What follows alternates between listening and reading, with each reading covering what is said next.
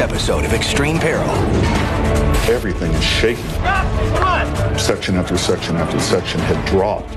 People in their cars, afraid to move, crying for help. All of a sudden, this thing caved in. The appetite for the sinkhole was enormous. There's just fire everywhere. And all this fire came up underneath of it. He fell into an open cell that was full of hot gas. I remember thinking, how are they going to get him? Once he loses his grip, he's lost to the forces of the channel. I mean, it had to have happened in thousandths of a second. Quick and big. It was huge. The whole freeway upper deck had collapsed, and it looked like an atomic bomb had gone off. An individual came up to us and said, hey, there's a guy still alive in a car up here.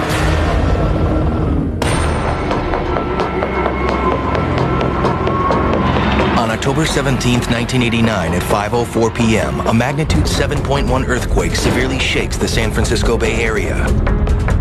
It's the largest earthquake to strike the city since 1906.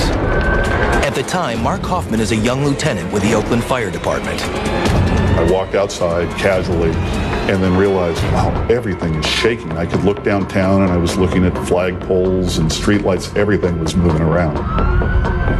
What he can't see is the collapse of the Cypress Street Viaduct, a double-decker freeway only a quarter of a mile away. 238, we have a major injury accident. I didn't realize how severe an earthquake it was going to be. When Mark and his crew start patrolling their district, at first they find only minor damage. Then, Mark spots a gray cloud several blocks away. It looked like an atomic bomb had gone off. There was a giant plume of smoke. When they arrive at the viaduct, the scene is gruesome and shocking. Section after section after section had dropped. It went that way from where I stopped, as far as I could see, all the way down. A 3/4 mile long section of the freeway's upper deck is collapsed onto the lower level, crushing dozens of cars and trucks that were traveling on the lower deck. Much of the smoke the fire crew sees is actually the dust of the shattered concrete. The Cypress Viaduct was designed in the late 1940s and early 1950s and constructed in the mid-1950s. The kinds of things that led to the collapse of the bridge itself were things that were inherent in its original design. One of the most obvious design deficiencies happens where the columns supporting the upper deck are joined to girders on the lower deck. The quake's violent side-to-side shaking cracks the support columns. As the shaking continues, steel reinforcing bars inside the columns begin to fail. When the columns slip off their foundations, the upper deck quickly collapses onto the cars and trucks traveling below. People walking around like zombies, bloody, obviously injured. Others are in their cars, afraid to move, crying for help. It was very dramatic. Firefighters quickly climb up to the lower deck to search for survivors among the 160 persons trapped in their vehicles. Rescuers soon confirm that many of the occupants are dead. But then they reach a small, half-crushed sedan. The cap, which is a large structural member of the freeway, had dropped and crushed the front of the car, including the whole engine compartment and the front legs and hips of the passenger and driver. The two women in the front seat die instantly, but in the back seat are two young children.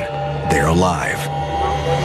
We thought we were home free. When we got the girl out, we thought we could grab the boy and now slide him out. But when we tried to slide him out, we realized that he actually was pinned by his foot.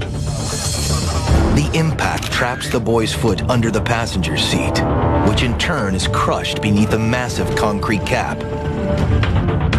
Early on, I called for a chainsaw, and my intention was to cut the boy's leg off if he started to code before we got a doctor up there to actually attend to it. In a different part of the structure, firefighter Andy Papp finds another trapped survivor. In my whole career, I have not seen an incident like this. That much damage in a mile and a quarter of an area. The car was smashed down to about 24 inches. The driver's side door was slightly open. And when I looked in there, I saw a hand, and I touched it, and he says, "Yeah, I'm here, get me out of here." The man is lying sideways across the bench seat of his pickup truck, but his lower legs are buried in a dense mass of crushed steel and dashboard.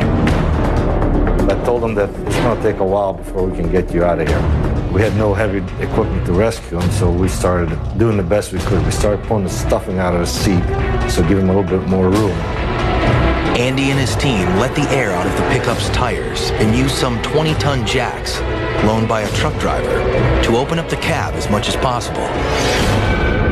About half an hour into the rescue, our officer came up and asked me, Andy, if you can't get this person out of this truck, he says, we're going to have to move on. There's other people who can help. And I told him, I said, we can get him out, but it's going to take a long time. Andy's only tool is a reciprocating saw. And there's another problem. Andy can't see what he's cutting. I told him, I said, I'm going to put a saw in here. You put it on the steering column. I'm going to start cutting. Make sure I don't cut anything vital off. Repeated aftershocks add to the terror, rocking the damaged structure and threatening to bring it down at any moment. The portion of the viaduct that actually collapsed was constructed over soft bay mud, on top of which had been placed compacted or engineered fill. The ground underneath the collapsed section of the freeway is an unstable mix of clay, silt, sand, and gravel. It readily transmits shock waves up to the freeway structure, unlike the dense silty sand underneath an adjacent section of the freeway, which is still standing. Andy finally manages to cut through the steering column. The man's left leg is now free. He thought he was bleeding to death. The only way I could tell if he was bleeding to death is just feel his legs to see if it was wet, but it wasn't. But the job is only half done. The man's right leg is trapped even more tightly beneath the crushed dashboard. Worse, the upper freeway deck is slowly sinking down on top of them. They've already lost 5 inches of space. If it keeps sinking, both victim and rescuers will be crushed. At 7:30 p.m., pediatric surgeon James Betts from Children's Hospital reaches the crushed car where the young boy is pinned in the back seat. It was a horrifying scene. His right leg was crushed completely flat from his knee down. A couple hours into it, became apparent that even if we were able to get the leg out in one piece, they're not going to be able to save the foot, period. There was no way that anyone was going to be able to lift this 500 tons of structure off of his leg. It had to be amputated in order to save his life. Firefighters free the boy's left leg. Dr. Betts then immediately amputates the boy's right leg. We pulled him out. I wrapped up his leg, and he was then taken down the ladder and down to the ground. The boy is transported to a local hospital where he is stabilized and treated for his injuries. The rescue effort at the crushed pickup truck goes on for hours.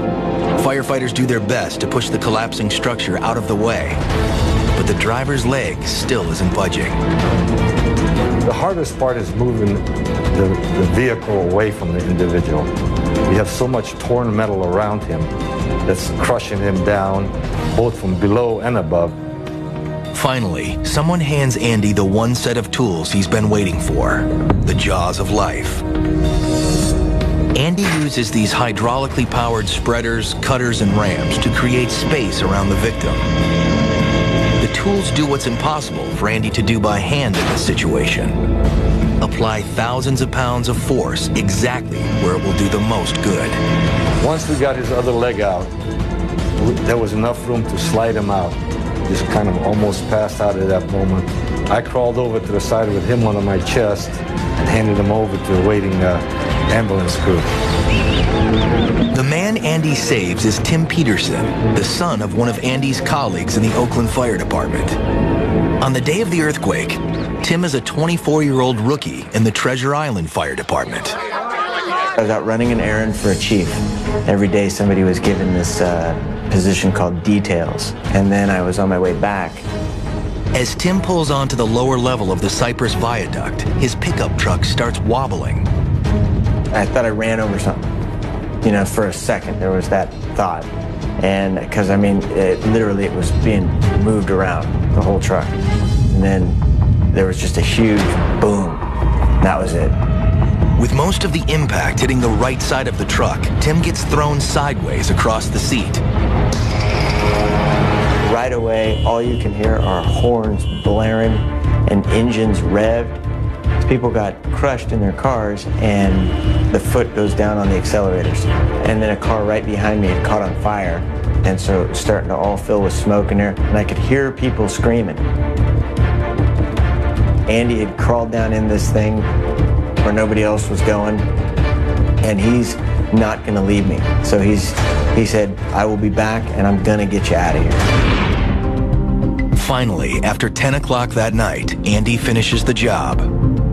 Tim's back, clavicle, scapula, shoulder socket, and ribs are all broken. One rib has punctured a lung. His ankles are shattered.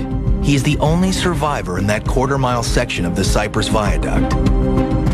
After Tim fully recovers from his ordeal, he joins the Oakland Fire Department. Every October 17th, Tim calls me and texts me for taking him out of the freeway. I didn't think I was gonna get out of there, and it's because of this guy. And I always call him certain names, and I said, okay, now you can stop doing this. And his wife always says, you know, Andy always likes it when you call, or whatever. What an amazing string of events to be saved by people that were peers and friends of his father, and then his future employers. I guess he's been smiled upon a few times in his life.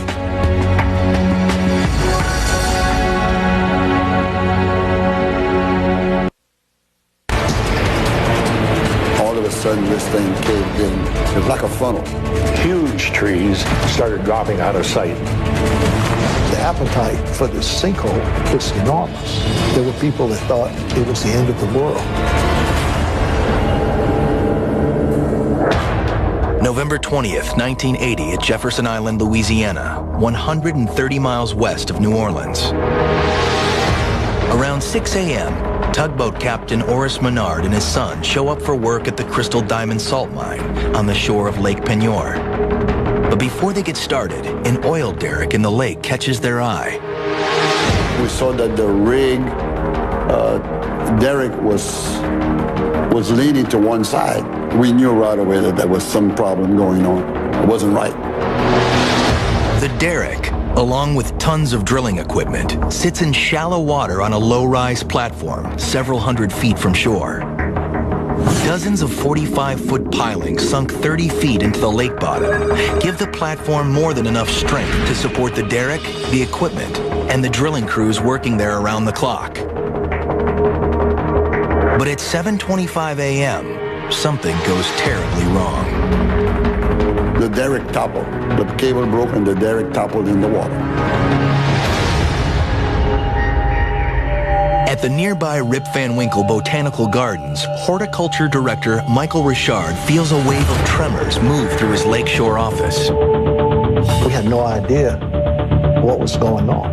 When I looked out and I saw that the drilling rig was gone, it was incredible. Nervous salt mine officials board Horace Menard's tugboat to get a closer look at the drilling platform. But when they get to the location, it's gone. There was only about 5 or 6 pilings standing up. And there was a little whirlpool. Not very much, not very big. Still didn't look too dangerous. And all of a sudden, this thing caved in. And this little whirlpool of 1 foot in diameter had turned into about 300 foot in diameter and about 300 foot deep. It was like a funnel, like a big old funnel. In seconds, several barges loaded with oil well production equipment start to circle the center of the vortex. Horace realizes too late that he's in serious trouble. So I turned the boat around and we're heading back out into the main canal. The hole got bigger and bigger and bigger, and this suction was at our stern of the boat.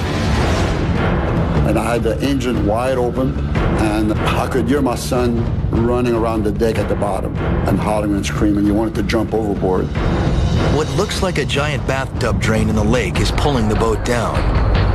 The more the powerful vortex expands, the harder it is for Horace and his passengers to escape it. There's only one way out of the lake, a canal that flows to the Gulf of Mexico. But the tugboat can't get there because a fully loaded barge is in the way. But then the whirlpool does something completely unexpected. It burped. And when it burped, you had mud and pilings and barrels shooting up in the air about 100 feet in the air. And when that took place, this loaded barge that had us blocked was straight up and down, going into the hole. The sudden reverse surge is all Oris needs to get his tug out of the lake and into the safety of the canal, where he and his passengers scramble onto dry land. Now they watch as the vortex devours everything within reach. It was unbelievable. And as I was standing there watching the hole caving in, suddenly the power poles dropped out of sight. Just like somebody jerked everything out from under them. Huge trees, 75 and 80 feet tall, started dropping out of sight. The appetite for this sinkhole was enormous. As the water level dropped in the lake, land started sliding in and peeling off in layers like slices of a cake. As the crater grew toward the house that we were standing on, we were advised by the sheriff's department that it was time to go. Now, an even more bizarre sight. The canal that normally drains water away from the lake is suddenly hundreds of feet above the empty lake bed. And salt water from the Gulf were flowing into Lake Peigneur. It was the highest waterfall in Louisiana, approximately 600 feet. It was just awe-inspiring to see the forces of nature at work. There were people that thought it was the end of the world. But in the cavernous salt mine underneath Lake Peigneur, it really is the end of the world after a horrified electrician notices a surge of water advancing across the mine floor. Water breaks through on the mine's 1,300-foot level. As the surge becomes an all-out flood, the water threatens to trap miners working the next level down, 1,500 feet below the lake. There was no way to stop the water. The only thing we could do is to try to get everybody clear because there was no way we were going to stop it. He immediately signals to the other 54 workers in the mine that they need to get to the surface as fast as they can. We moved up the air shaft, and there were a couple of guys already there saying that this was probably just a drill. When the alarm sounds, LSU professor Robert Toms and 2 students are in the mine working on a government-funded study. Then a guy came up and said, water's coming in. Said, we're going up to the next mine level. And this was now total darkness because the mine lights had gone off. By 9 a.m., an hour after the evacuation order, everyone is safely off the lake and out of the mine. The vortex became increasingly powerful as it enlarged in size. The bottom of the lake was really altered drastically by this suction going down the hole.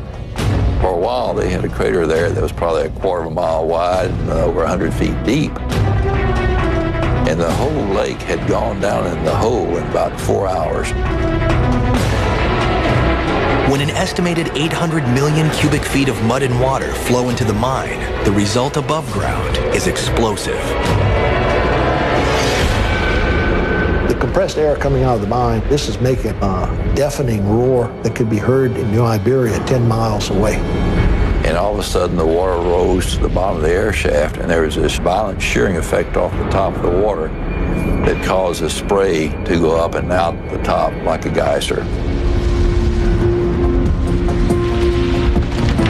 By now, survivors are wondering what caused this disaster. Is the oil drilling operation responsible? Or did the mine collapse on its own? But the facts matter little as the yawning vortex relentlessly destroys all the evidence. In the strange hours that follow, 9 of the 11 barges sucked into the vortex suddenly pop back to the surface. But the damage to the mine operation is hardly limited to what is caught in the lake. Everything was gone. The only structure left standing was the old office building. This time we knew nothing was going to put it back together. It was done. It was all done. It was almost like a numbing feeling. Most of us were without jobs. Some died of heart attack. Some divorces happened from this. It was a chain reaction that took place. Also gone is the lakeside house where Michael watched the incredible events unfold. The roads coming in were gone. All the utilities were gone. Greenhouses that we had for the commercial nursery were torn in half. Today, the lake's placid surface hides all but the smallest traces of the violence that changed it forever. Salt water from the Gulf backfilled the whole lake with saline water. So the whole ecology of the lake was changed. It took some time for the lake to reach an equilibrium and still has a deep dead zone in the crater where the heavier salt water has remained after almost 30 years. It would have taken just one mistake on somebody's part, and everybody would still be down there. So many people could have got killed. We could have been all swallowed in this cavity. We'd have been in the salt mine forever.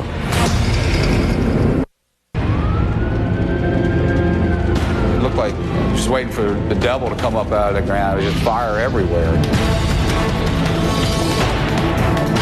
All of a sudden, you hear this whooshing noise. There's going to be a fireball, and it's going to be him.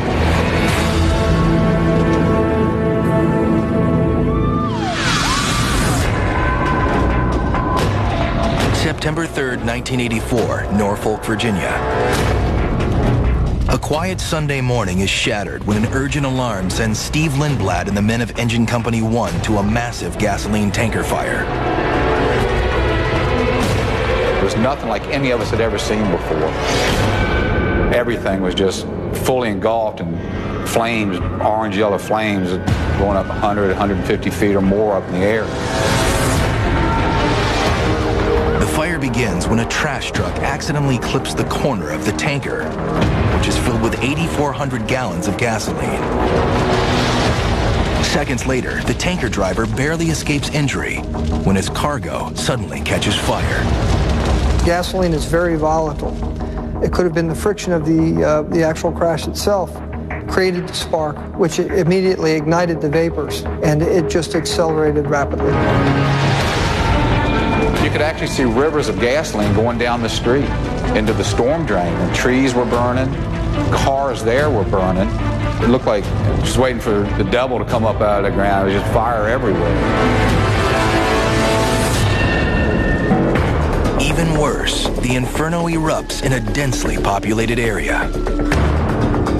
We had the Ronald McDonald House with kids in it, and then there's a high-rise home for senior citizens. A lot of the people were invalids and couldn't get around very well. And if this tanker truck, another cell in it blew up, that could be an issue. So, I mean, all these things are going through everybody's mind trying to figure out, okay, what do we do? And the tanker's internal structure makes this blaze especially difficult to fight. The fully loaded MC-306 tanker weighs close to 70,000 pounds and is configured with multiple internal compartments, or cells. Each cell can carry a different grade of gasoline or even diesel fuel. If the explosion and fire ruptured the cell walls, it could fuel this blaze for hours. It looked like the flames were just getting higher and higher. He was just so intensive, you could feel it on the other side of the road. As people are evacuated from nearby buildings, a call goes out for trucks equipped with firefighting foam. But for now, the crews on the scene have to use their only available resource: multiple streams of water. All you can do is cool it down. But if you don't get to them in time, the aluminum of the tanker will melt. And once that starts melting, it starts exposing more cells, which gives you more fuel from the gasoline, and it's just a domino effect. More cells melt, more gas, more heat, more flame, more hell coming out of the ground. But the use of water creates another problem. Gasoline has a specific gravity of 0.73, so it'll actually float on water. And this enables it to travel on top of water and still burn. It'll ignite anything in its path. It's just like a running brush fire, but now it's on the water. When the burning liquid encounters vertical shafts to the street, it explodes upward, catapulting manhole covers into the air. I just thought, this is crazy. Some people aren't going home, and I could be one of them. But the arrival of trucks equipped with firefighting foam finally gives fire crews the tool they need to bring the blaze under control. To extinguish a tanker fire, you've got to get foam on all of the fuel that's involved. When mixed with water, firefighting foams create an impermeable barrier on top of gasoline and other hydrocarbons. The foam's fluorosurfactant molecules act like a soapy film that blankets the flaming gasoline, cutting off the oxygen it needs to burn. We were able to get the truck cooled down to where the flames actually went out. A couple of the cells on the truck did not melt, and the gas was still in there, but it was hot. Engine driver Dave DeLozer takes on the critical task of covering the fuel in those cells with foam. Dave got up and couldn't open one of the safety valves on top of the first cell. It was so slippery with the foam. But the other one he could. So he took the nozzle with the foam and stuck it down in there, and the foam was getting in there and cooling things off. And all of a sudden, you hear this whooshing noise, and I'm looking, and this orange flame just comes blowing out of the hole. And I'm looking at it and thinking, oh, right, this thing's going to blow. It's going to blow up.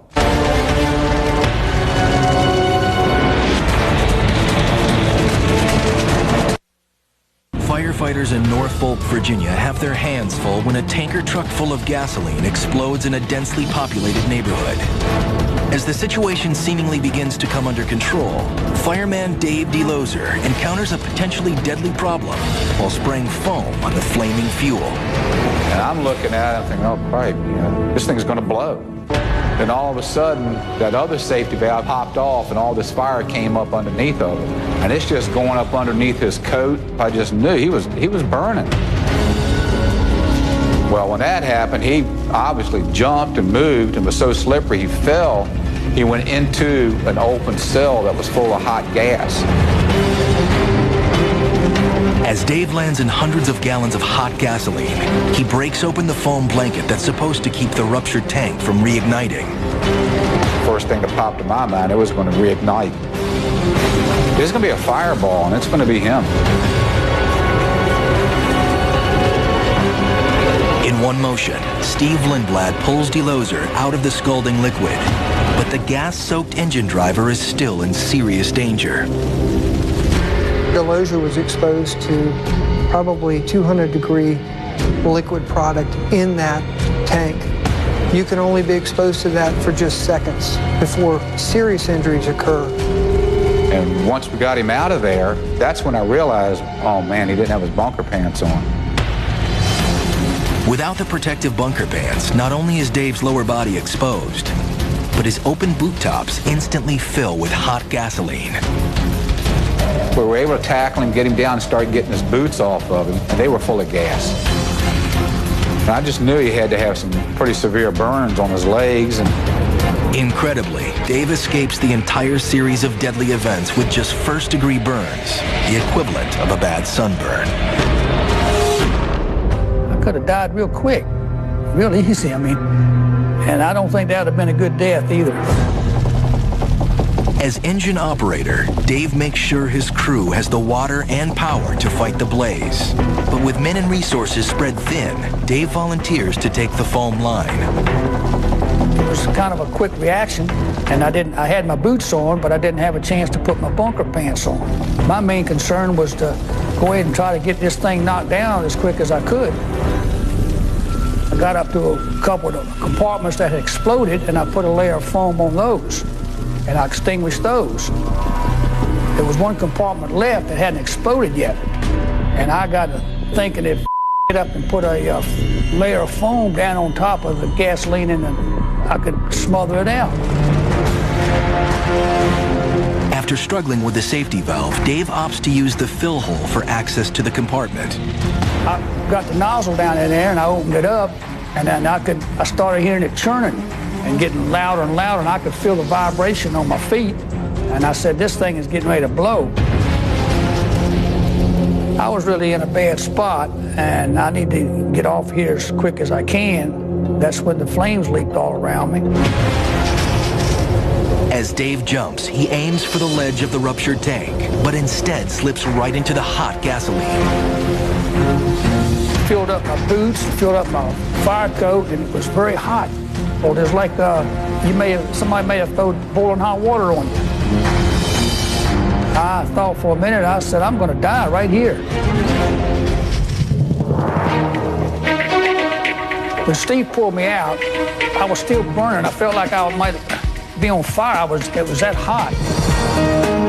Thank God that didn't ignite. If that had ignited, there would have been anything they could have done for me. Thanks to the quick work of his fellow firefighters, Dave escapes the unthinkable. It was scary.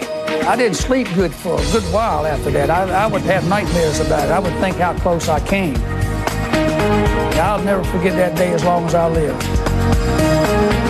But for Steve, there's something else worth remembering. Everybody went home, and when you go home from something like that, it's a good day.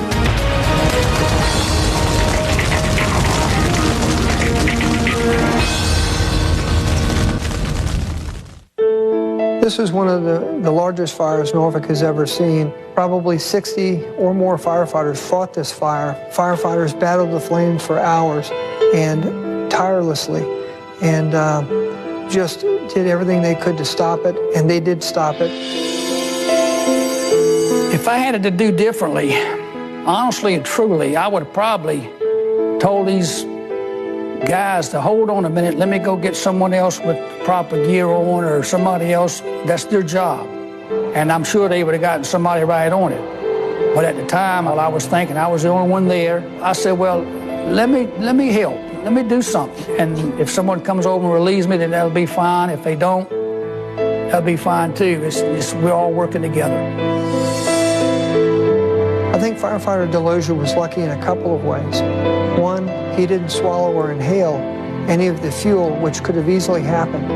And two, he had fellow firefighters close by that could pull him and render aid to his burns. I remember thinking, holy smokes, what's going to happen here? How are they going to get him? Once he loses his grip, he's lost to the forces of the channel. And I remember thinking as he fell in that he's gone.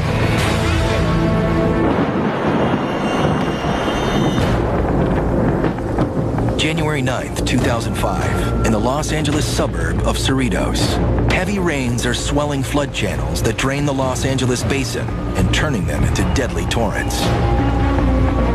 2005 was the second wettest season on record. And in a sort of dry, arid climate like we have here in Los Angeles, storm flows can rise very quickly. In a matter of minutes, you can have the water go from 0 to 5-6 feet very easily. This period of unusually heavy rainfall puts the Los Angeles County flood control system to the ultimate test. Its 500 miles of concrete-lined channels snake through the LA basin and are designed to route up to 25 billion gallons of water a day out of the city and into the Pacific Ocean. On this rainy Sunday afternoon, freelance videographer Rich Cowgill hears a police radio call about a man trapped in high water. The roads were very, very slick. Heavy rain was falling, so I had to be careful not to become my own accident, but still get over there as quickly as possible. By the time he reaches the location, Coyote Creek has turned into a raging river. I saw this figure on top of what turned out to be a vehicle, and at the same time I'm hearing all of the rescuers making preparations, and I'm starting to realize that whatever is going to happen right here. He's in the center! In the center! Right on the center of the pond! The channel can move this huge volume of water thanks to two important design factors. First, its smooth concrete lining allows water to move more freely. Second, the high sloped walls concentrate the flow into a narrow space, which greatly increases its speed. The water was going extremely fast, faster than anything I'd ever seen before, and there was more water in that wash than I'd ever seen before. In a creek like Coyote Creek, the water can flow as fast as 20 miles per hour, which is pretty much impossible for someone to swim against. Rich's camera captures the rescuers' frantic preparations for a last stand. We need that guy right there. Okay, no, he's coming fast. He's coming faster. He's coming faster. If they didn't get the victim here, there was a good chance that south of us, the water became very rough and they felt the car might overturn and the man might lose his placement on the vehicle. The car is coming so fast, there is no time to lower a rescuer over the side. It's up to the victim to grab at least one of the safety lines before his car is washed out from under him. I remember thinking that if this man somehow became separated from the car before they had the ropes on him, that he'd definitely be lost. When he disappeared and went underneath, everyone that was on the upstream side ran to the downstream side, and we saw the car come out, but the man never came out from the other side of the bridge.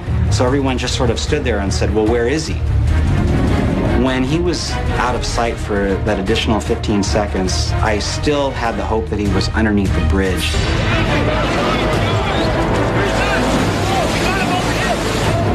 When the man didn't come through onto the other side, on the downstream side, I remember thinking, he's got to be stuck. I just felt like maybe he was stuck under a pillar.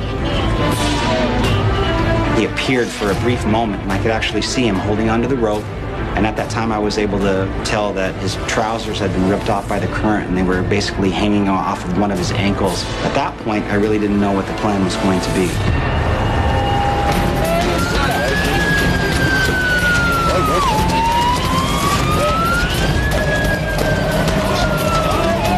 I remember thinking, holy smokes, what's going to happen here? How are they going to get him? Amazingly, the victim is still hanging on to the rope. But can he hold on long enough for the rescuers to pull him to safety? There was nothing else securing him to that rope other than his wet hands. I remember thinking that if he slipped and fell, the chances of him surviving were very slim. At that point, I began to get a little bit frightened. His hands and his shoulder sort of get stuck under the bridge, but at the same time, the rescuers can't see that. And the victim can't see what the rescuers are about to do. Come on now, come on now, come on! Hold on!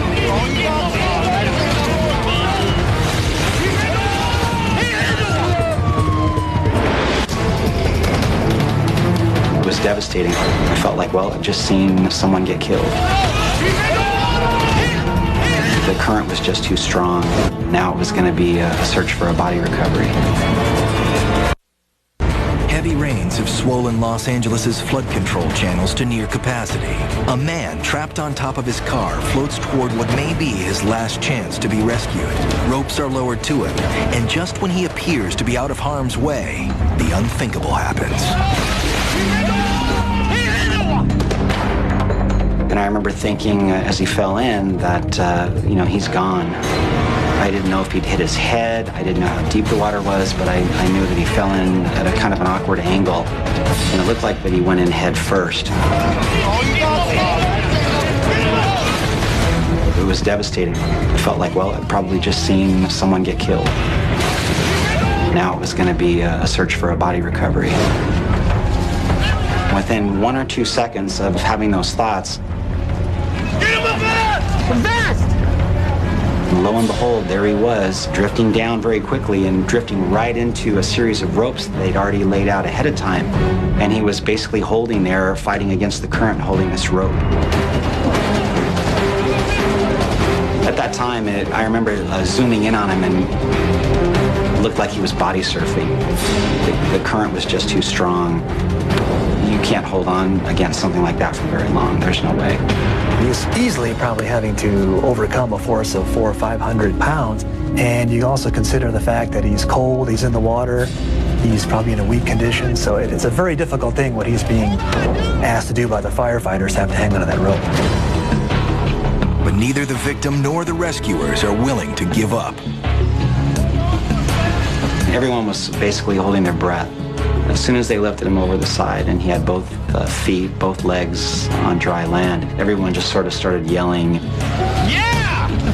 Yeah! Right on! Pretty euphoric feeling for everybody up there.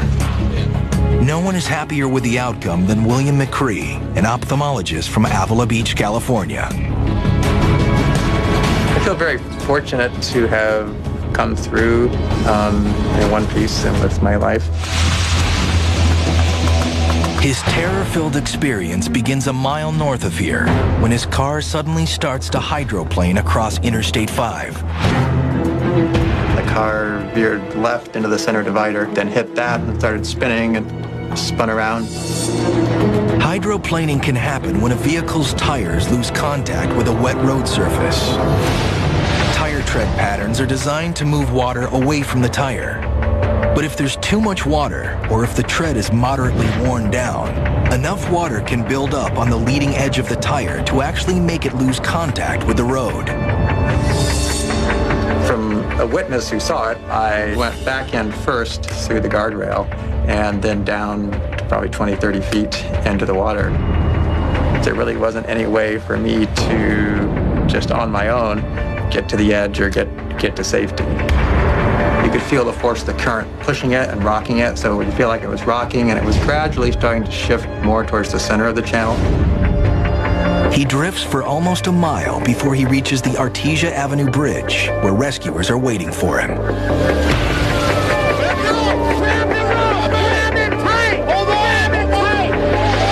It looked pretty daunting being down there in the water and safety or dry land being 30 feet up.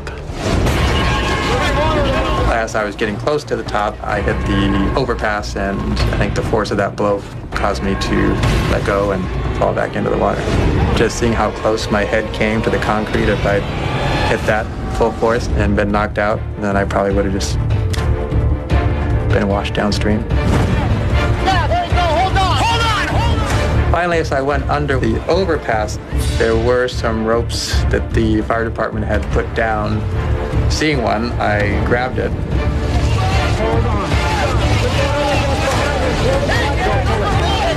The current was so strong, but I just knew I had to hold on to it. Put that other vest behind him. Pull him behind in case he... Got it. Watch your feet. Actually, the one thing that was going through my mind at the time was that I'm going to be on national TV. Someone's probably filming this, and don't have any pants on. When you consider all of those things, you consider that he basically fell head first about 20 feet straight down into maybe a 4 or 5 foot raging river. I think he's extremely lucky. For Bill, the most terrifying aspect of this experience is how quickly he lost control of his car in the rain. Hydroplaning can happen just at a moment's notice, and there's no warning. And once it happens, you don't know where you're going to end up.